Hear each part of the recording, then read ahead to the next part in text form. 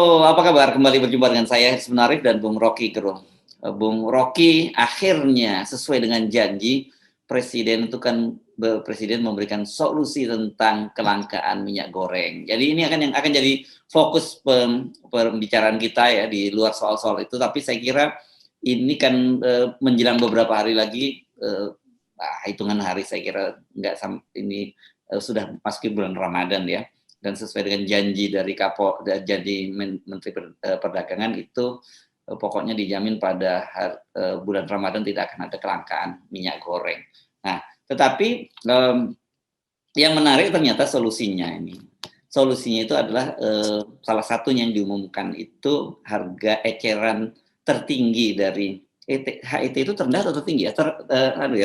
Tertinggi saya kira ya harga minyak. Ya, minyak curah itu 14.000. Nah, berarti kan ini naik karena pada bulan Februari lalu itu HET-nya itu kalau minyak curah itu 11.500 gitu, Bung Rocky. Ya, itu cara yang sangat licik sebetulnya yang dipakai oleh Presiden. Karena harusnya dia tahu dari awal bahwa harga itu nggak mungkin didikte oleh aturan. Tapi masih ini kan komoditas internasional yang pasti hukum ekonomi itu tidak mungkin dihalangi oleh regulasi. Ini intinya. Dan kita tahu bahwa sebetulnya yang dilakukan Presiden setelah main dukun di ITN adalah nanya pada dukun sawit nih, apa yang mesti dilakukan tuh. Maka dia putuskan, solusi yang terbaik adalah patok harga naikkan HET-nya tuh. Itu memang terpaksa dia mesti lakukan karena nggak ada cara lain. Dan entar lagi juga jebol lagi tuh harga itu kan.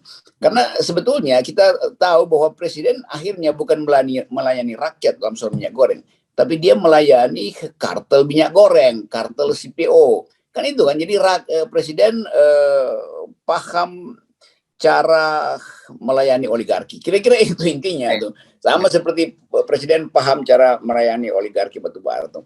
Jadi sekali lagi kalau kita bicara global political economy atau struktural, cara melihat secara struktural, memang ketika kita diikat di dalam sistem pasar kapitalis dunia, nggak akan ada yang mampu untuk menghalangi disparitas harga itu yang menimbulkan keuntungan pada produsen. Jadi itu sebetulnya artinya nggak ada gunanya negara itu kan sebetulnya begitu intinya tuh. Jadi Presiden mau ngomong apa aja akhirnya dia mesti melayani pasar kan, itu dasarnya. Jadi nggak ada gunanya seluruh basa-basi nasionalisme, utamakan konsumsi dalam negeri, paksa DMO-nya diselesaikan, enggak, itu bahkan bisa jadi bocor dalam bentuk pasar gelap. Jadi itu intinya kalau konsep-konsep dasar perencanaan ekonomi itu hendak dipoles dengan semacam ancam-mengancam produsen. Nah, produsen nggak mungkin bisa diancam oleh negara karena dia terikat dengan efisiensi. Bahkan dengan efisiensi itu dia bisa bilang ini biaya politik yang kita pakai dulu buat Anda jadi presiden. Jadi nggak usah atur-atur kami lah. Kira-kira begitu kasarnya tuh. Oh, jadi artinya Anda maksud tadi dukun itu dukun dalam tanda petik ya. Ini karena berkaitan dengan oligarki ya. Berkaitan dengan harga minyak pasti bukan dukun yang berdiri, dukunnya adalah oligarki kan gitu ya. Nah, Anda tadi menyinggung juga soal batu bara. Saya juga teringat itu kan pada waktu itu pemerintah juga menghadapi persoalan lonjakan batu bara di luar negeri dan kemudian ada kelangkaan yang jadi korban pada waktu itu PLN ya.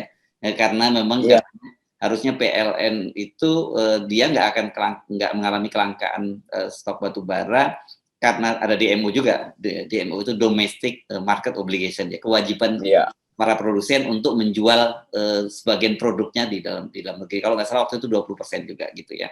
Nah, tapi akhirnya kan kita tahu solusinya itu kemudian PLN diminta untuk membeli sesuai dengan harga pasar. Nah, saya kira sebenarnya meskipun bentuknya berbeda, ini agak mirip juga dengan solusi yang sekarang dengan minyak goreng ini ya. Ya, persis sebetulnya. Ya, nuansanya aja. Tapi kan kalau kita bicara bangunan ekonomi kita itu pasti berlangsung dengan cara yang sama tuh dalam semua hal sebetulnya tuh. Jadi nggak ada poin lagi yang namanya sidang kabinet Menteri Perekonomian ngapain di situ kan ikutin aja sidang kabinet global dari produsen kartel global kan itu sebetulnya yang terjadi. Jadi kalau pada akhirnya Kapolri yang mesti mengumumkan minyak goreng itu artinya ya ngapain ada Menteri Perdagangan kan itu anehnya begitu tuh. Kita justru lihat bahwa yang berupaya untuk menstabilkan harga adalah Kapolri itu, dan Kapolri tentu bukan pejabat di bidang ekonomi. Yang satu waktu juga kebijakan Kapolri itu akan dilindas oleh dalil-dalil bisnis global tuh. Jadi kita sebetulnya ingin melihat apa gunanya ada kabinet ya kalau akhirnya tuh seluruh soal komoditas itu diputuskan di pasar global sebetulnya. Nah ini yang menunjukkan bahwa dari awal memang perencanaan kita buruk, seolah-olah ingin mengendalikan tapi lupa bahwa oligarki itu atau kapitalis ini nggak mungkin dikendalikan oleh orang yang justru dia asuh, kan nggak bisa budak itu mau mengendalikan tuan, kira-kira begitu.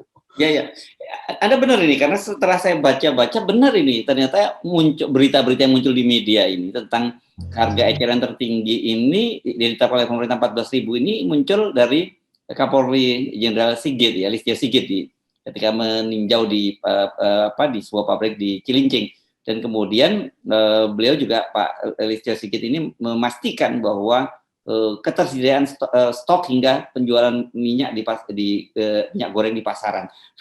ini jadi menarik. Kenapa? Karena memang tadi ada sebelumnya, kemarin maksud saya hari Selasa, sekarang hari Rabu ya, kemarin itu ada sidang kabinet membahas soal itu setelah pulang dari camping di IKN. Nah ini dan kemudian karena saya penasaran, saya telusuri ini sejak Pak Lutfi sendiri akan mengumumkan besok. Akan mengumumkan hari ini, hari Rabu ya, hari ini bersama dengan hari ini diumumkan oleh Pak ini soal harga RT. Tapi Pak Listio ini serupanya sudah mendahului, karena sebelumnya 2 hari yang lalu Pak Listio Sigit sudah melakukan video conference dengan para Kapolda dan memastikan bahwa pada bulan Ramadan ini ketersediaan minyak goreng itu ada, dan kepada Kapolda diinstruksikan itu. Nah ini saya kira apa ya, kenapa kemudian justru ranahnya jadi polisi yang masuk ke wilayah itu gitu, karena ini harusnya kan menjadi tugas dari Pak Lutfi, karena Pak Lutfi sudah give up gitu dan terpaksa polisi yang harus turun tangan. Ini bahayanya kalau kabinet kemampuan teknokratiknya berhenti, itu udah nggak ada kemampuan teknokratik, sehingga akhirnya diambil alih oleh aparat ketertiban itu.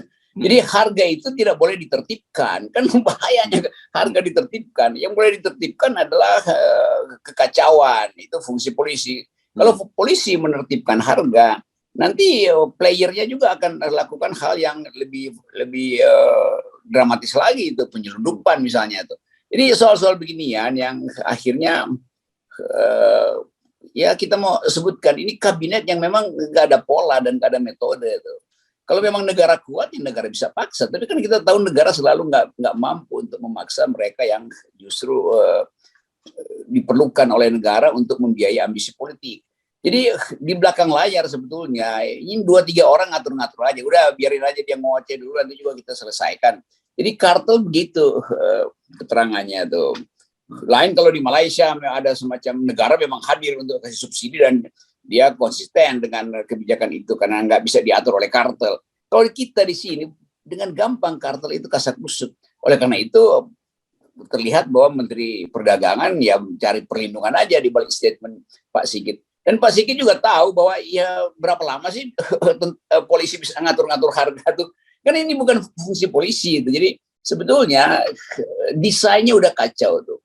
Dan akibatnya yang dirugikan adalah emak-emak. Jadi penggorengan itu akhirnya mungkin dia campur lagi minyak dengan benda yang lain atau yang sejenis itu yang sebetulnya minyak oplosan untuk dapat harga yang lebih efisien, kan begitu kan.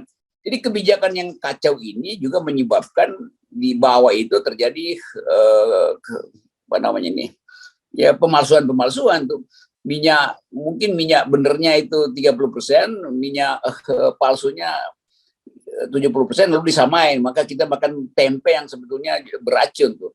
Karena memang sifat ekonominya akan muncul, cara yang murah supaya harganya tidak jatuh. Nah itu nanti kemudian disalahin lagi pedagang-pedagang eceran tuh yang nanti ada ditangkap karena mencampur minyak dengan bahan kimia ya supaya hemat. Ini logika ekonomi itu nanti akan menyebabkan kekacauan di bawah. Dan ini semua dimulai dari orkestrasi kabinet yang betul-betul sudah 2 bulan ini nggak bisa menemukan siapa sebetulnya penyebab kenaikan CPO itu atau kenaikan minyak goreng sebagai produk olahannya atau produk akhirnya. Itu soalnya tuh.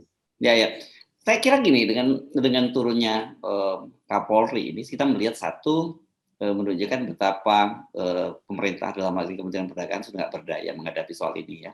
Karena meskipun mereka, Pak Jokowi sendiri juga disebutkan oleh Sekar, diklaim sangat memahami persoalan minyak goreng ini, oke, paham dengan tidak berdaya menyelesaikan, itu dua hal yang berbeda. Yang kedua, saya melihat ini ada satu saya kira kan Anda tadi sebut polisi ini berkaitan dengan masalah ketertiban ya. Ketertiban masyarakat lah ya, keamanan dan ketertiban masyarakat. Nah, kalau mereka polisi kemudian Kapolri sampai mengumpulkan para Kapolda melalui video conference, ini pasti mereka melihat potensi ketidaktertiban lah, potensi kekacauan lah, bahasa mungkin bahasa lugasnya, apalagi nanti ini Ramadan yang akan segera tiba dan minyak goreng itu tidak tersedia. Ya, akhirnya instruksi itu mesti keluar dari pejabat yang mengatur masalah ketertiban. Jadi harga dan pasar itu diancam tuh. Dan itu yang justru menakutkan kita. Karena memang pasti ada potensi keresahan, dan keresahan itu mau dipadamkan dengan instruksi Kapolri. Itu bukan cara demokratis. Mestinya menterinya mengundurkan diri karena gagal, baru ada legitimasi, rakyat bilang oke, kalau memang keadaan darurat ya udah kami terima perlindungan polisi itu. Tapi kalau menterinya juga hahaha doang dan nggak tahu caranya bagaimana, dan presiden nggak pernah kasih teguran, itu artinya presiden juga ditawan oleh si menteri kan gampang aja ceritanya kan. Nah, yang beginian ini yang bagi publik internasional menganggap Indonesia ini mengalami disorder. Karena itu jangan masuk ke Indonesia, jangan berbisnis dengan Indonesia karena kacau tuh. Minyak goreng mesti diatur oleh Kapolri, kan ini keterlaluan kan. Beban Kapolri itu udah besar, disuruh lagi ngaturin minyak goreng. Nanti isunya digoreng-goreng juga akhirnya kan. Jadi sekali lagi ini sinyal yang buruk bagi dunia internasional bahwa Indonesia itu nggak ada aturan gitu. Semuanya tiba-tiba dialihkan pada orang yang sebenarnya bukan dalam fungsi itu. Sama seperti Pak Luhut sampai sekarang nggak ditegur oleh presiden, padahal Pak Luhut sebetulnya sudah ngaku bahwa data yang dia pakai itu yang dia arahkan untuk dipakai oleh Muhaimin dan segala soal itu. Tapi Jokowi kan anggap ya itu bukan problem. Jadi sekali lagi kekacauan makro ini dibaca oleh dunia, dan itu yang membuat pemain-pemain atau investor dan pengamat internasional menganggap Indonesia ini memang udah mengalami kekacauan dan kekonyolan. Ya. Dan ternyata yang sangat menarik kemarin juga ketika membuka sidang paripurna DPR ya berkaitan dengan masa persidangan tahun 2021-2022 itu Wakil Ketua DPR yang memimpin rapat Sufmi Dasko Ahmad itu menanggapi beberapa instruksi dari anggota DPR, menyatakan bahwa mereka sendiri itu sudah 2 kali mengundang Menteri Perdagangan untuk rapat untuk semacam pertemuan koordinasi, tapi tidak datang, dan katanya dia diancam kalau sampai dipanggil yang ketiga tidak datang akan dipanggil secara paksa. Dan ternyata yang hal sama juga dikemukakan oleh Komisi 4 yang menjadi mitra Pak Mendek ini. Dia nggak pernah hadir katanya ketika diundang. Anda agak ini menarik juga ini. Ini soal pertama itu tentu soal etik. Yang kedua, dia merasa bahwa apa pentingnya dia hadir di situ. Keterangan apapun nggak akan mengubah fakta bahwa ekonomi kita itu diatur oleh sistem pasar tuh. Jadi nanti akan timbul juga tukar tambah di situ. Mungkin juga si Lutfi menganggap kalau gue datang ke situ itu kartel-kartel di DPR juga di komisi berapa itu akan kita bagian tuh kan, makin rumit lagi itu. Karena itu bukan hal-hal yang semua orang tahu. Menteri yang datang ke DPR pasti akan jadi rebutan oleh semut-semut ini, dianggap ini gula-gula nih. Jadi nanti diancam lagi, bikin aturan, jadi segala macam akhirnya jadi ya jadi kacau aja, saling terbelit aja kan. Nah ini benang kusut ini yang akhirnya mampu untuk dipecahkan oleh presiden. Presiden dengan bijak sudah menyelesaikan semua ini. Penyelesaiannya gampang, naikin harga. Iya, iya.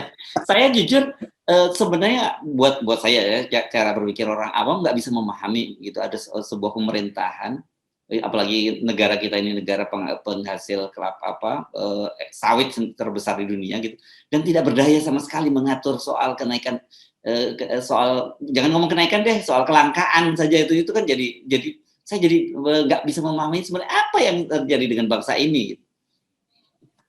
Itu yang biasa disebut sebagai burden sharing. Berbagi beban. Kita bagi beban namanya. Bagi beban karena udah nggak bisa ya udah dibebani pada Kapolri, dibebani macam-macam gitu. Jadi sekali lagi nggak ada, ya memang nggak ada konduktor yang mampu untuk melihat dari atas apa sebetulnya blockingnya kan.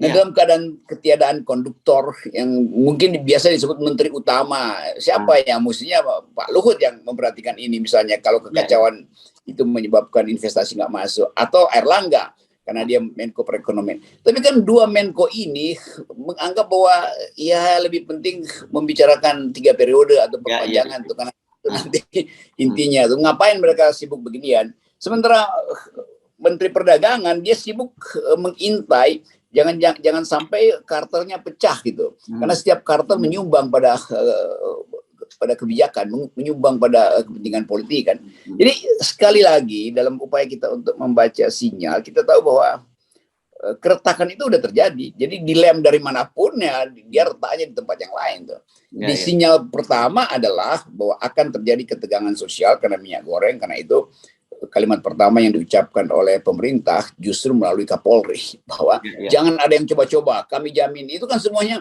menunjukkan bahwa bakal terjadi gempa bumi soal minyak goreng ini kan. Jadi itu sinyalnya, dan sinyal itu juga ditangkap oleh investor asing bahwa pemerintah bahkan untuk sekedar hal yang disebut basic needs nggak bisa diatur, apalagi hal-hal yang lain. Lalu berkembang isu bahwa ini sebetulnya ada pemain internasional yang memang udah menganggap Indonesia sebaiknya dibuat kocar-kacir aja itu. Kira-kira begitu kalau kita mau bandingkan perubahan politik di Indonesia itu. Ya, tapi kelihatannya Anda terlalu pesimis melihatnya, Bung Rocky.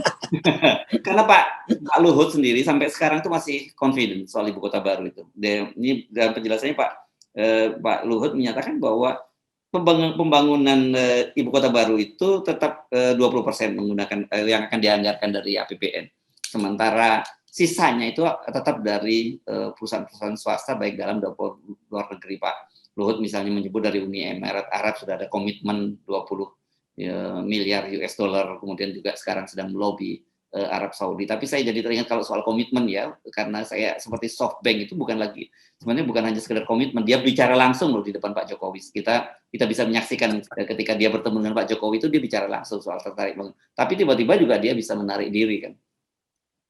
Ya, tapi jadi rahasia umum, kalangan investor dunia tidak melihat Pak Luhut sebagai wakil negara.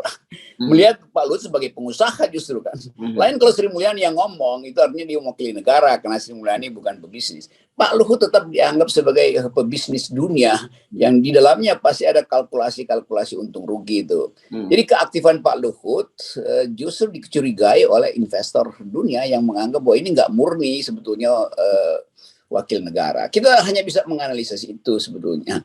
Dan nanti juga akan terlihat bahwa di dalam kabinet ada ketegangan antara Pak Luhut yang sangat optimis bisa menghasilkan investor sekaligus sudah mematok 20%. Sementara Sri Mulyani mungkin masih berhitung.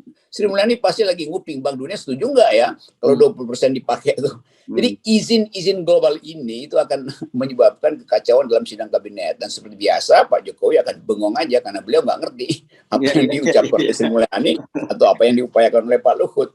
Jadi itu yang terjadi itu. Jadi selalu saya anggap bahwa kalau konduktornya nggak ngerti partitur yang lagi dimainkan, maka yang terjadi adalah kakofoni itu, alias bunyi-bunyian doang, bukan harmoni. Ya.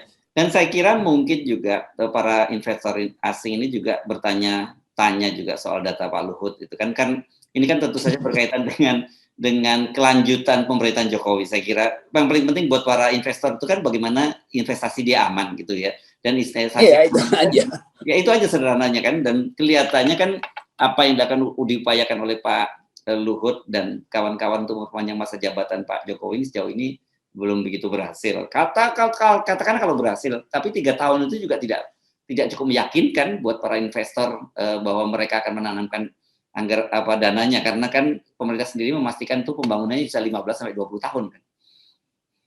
Itu sebabnya mungkin kita bisa bandingkan bahwa Pak Luhut itu tentakelnya terlalu banyak, itu apa namanya, tentakel itu. Kayak gurita. Ya itu gripnya terlalu banyak kemana-mana sehingga orang merasa waduh bahaya kalau kebijakan ekonomi, kebijakan politik diatur oleh Pak Luhut itu.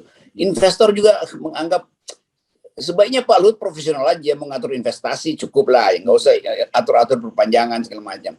Sehingga sinyalnya menjadi kabur di luar negeri. Ini sinyal apa sebetulnya Pak Luhut terlalu dominan tuh di dalam pengaturan kabinet? Mungkin beliau memang paham semua hal, iya, tapi akhirnya investor menangkap sinyal bahwa ternyata yang lain nggak paham apa-apa sehingga mesti Pak Luhut semua kan. Jadi itu sebetulnya intinya yang seringkali nggak bisa dibicarakan di dalam MOU. Tapi setelah melihat Indonesia, semua menganggap ya udahlah kita wait and see dulu lah. Siapa sebetulnya akan jadi pemimpin 2024, atau bahkan banyak investor asing menganggap ya udah kita dorong aja percepatan perubahan politik supaya kapital kita tidak disalahgunakan di Indonesia tuh. Jadi bahkan ide percepatan perubahan politik bagi investor asing itu biasa doang, karena dari dulu kita tahu bagaimana bisnis itu mengatur politik tuh. Jadi presiden bisa dijungkirkan, bisa juga diperpanjang justru oleh kepentingan modal asing, dan itu yang hari-hari ini kita sedang pantau kemana arah investasi kita. Ya. Apalagi kemudian ini menimbulkan pertanyaan, penjelasan dari jubir Pak Luhut yang menyatakan bahwa dia tidak bisa membuka soal klaim big data penundaan pemilu sampai oleh Pak Luhut. Ini saya kira sebenarnya menarik loh kalau Pak Luhut ternyata punya data, karena semua orang nggak punya data ini. Bahkan yang termasuk biasa main-main dengan data ini seperti drone emprit apa dan sebagainya, mereka juga nggak punya data itu. Jadi kalau Pak Luhut bisa meyakinkan publik bahwa Pak Luhut punya data sendiri, kan berarti orang akan oh Pak Luhut ini ternyata banyak sekali hal-hal yang orang tidak pahami tapi Pak Luhut pahami. Kan ini harusnya dibaliknya begitu dong ya, Bung Rocky ya. Iya, saya baru ngobrol dengan beberapa anak teknik di luar negeri dan menganggap ya yang begitu mah gampang, itu gue juga bisa tuh, gue palsuin datanya bisa tuh. Bahkan itu cuman dari komputer dengan frame yang sederhana itu bisa diperlihatkan di mana tipu-tipuannya tuh. Jadi kalau Pak Luhut bilang saya punya, tapi saya tidak bisa menyebutkan, itu artinya ada bagian yang palsu. Jadi menyebutkan sesuatu yang palsu. Kita menduga itu tuh, walaupun Pak Luhut anggap itu serius, karena justru di situ soal metodologi hendak diperlihatkan kan. Jadi adu aja datanya dan cara mengambil data dengan lokal pemain atau analis big data lokal kan. Ini cuma soal yang disebut sebagai namanya learning machine aja sebetulnya tuh. Jadi sekali lagi saya juga menduga mungkin Pak Luhut di-brief dengan cara yang keliru oleh dan asistennya. Dan asisten ini nggak pikir bahwa ini soal big data mah itu mainan semua orang, bahkan anak SMP juga bisa lakukan pemantauan hal yang sama. Ini kan cuma memperbesar skala lalu memperlengkapi variabel, kan selesai itu di dalam mesin kan. Jadi sebetulnya yang disebut big data itu seolah-olah itu dukun juga tuh, hasil kerjaan dukun.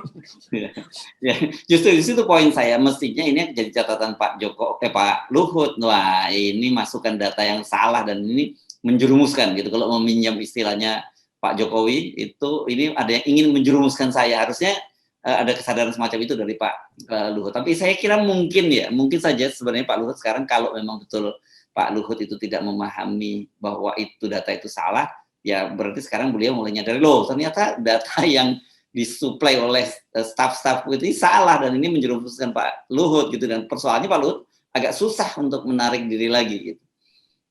Ya karena kita yang belajar hal yang disebutnya big data 101 misalnya, tahu bahwa big data itu hanya berguna kalau bisa menghubungkan antara behavior dengan 2-3 variabel dasar gitu, sebetulnya itu.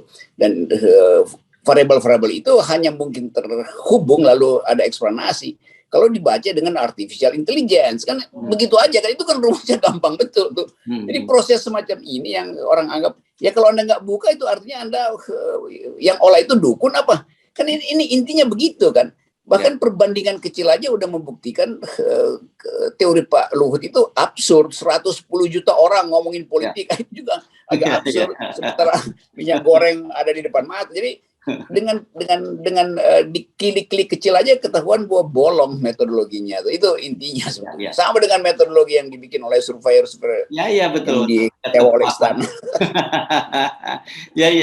Oke, saya kira karena tadi disebutkan harga eceran tertinggi itu harusnya kita akan menemukan minyak goreng di pasaran itu mulai besok itu sudah mulai turun gitu ya. Tapi nyatanya kan minyak goreng di pasaran masih sangat tinggi. Kita akan melihat, kita akan mengamati sejauh mana pertandingan antara para oligarki atau para taipan pemilik modal yang menguasai sawit ini dengan kekuatan pemerintah. Di sini kita akan tahu sebenarnya apakah pemerintah kita itu masih hadir atau tidak.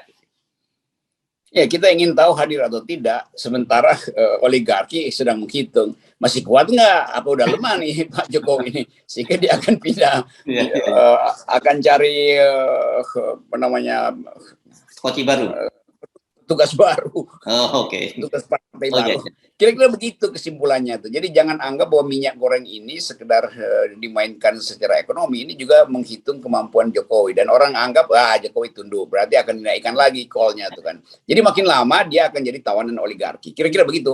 Rumusan kita. Ya, jadi ini bukan hanya, saya kira yang mesti serius dari istana, karena pada rakyat implikasinya kepada kantong rakyat. Tetapi bagi pemerintah implikasinya adalah kelangsungan dari pemerintahan, kan begitu ya?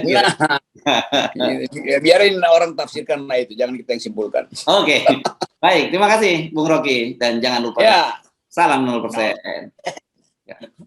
Mantap.